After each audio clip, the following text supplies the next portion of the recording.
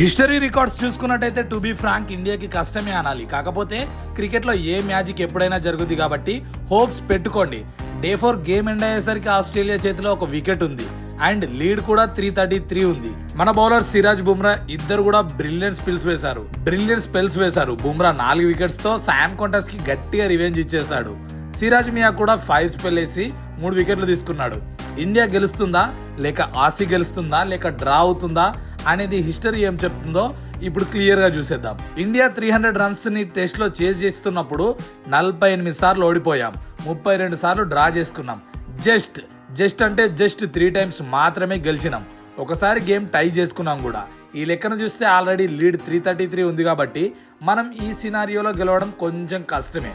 Melbourne ground లో successful target chase చేసిన matches ఏంటో చూద్దాం. 332 బై ఇంగ్లాండ్ 1928 లో జరిగింది. 270 బై ఇంగ్లాండ్ ఇది 1895 లో జరిగింది. 295 బై సౌత్ ఆఫ్రికా 1953 లో జరిగింది. ఈ సినారియోలో కూడా 332 టార్గెట్ ని లాస్ట్ 100 years లో ఎప్పుడు కూడా ఏ టీం చేజ్ చేయలేదు.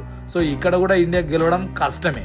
లాస్ట్ 50 years లో మెల్బోర్న్ గ్రౌండ్ లో 250 స్కోర్స్ ని చేసి ఏ టీం కూడా చేయలేదు. ఈ సినియర్లో కూడా టీమిండియా గెలవడం అనేది కొంచెం కష్టమే. ఎటు చూసినా రేపు result most likely Australia win అవ్వచ్చు, లేదా గేమ్ డ్రా అవ్వచ్చు, లేదా టై కూడా అవ్వచ్చు.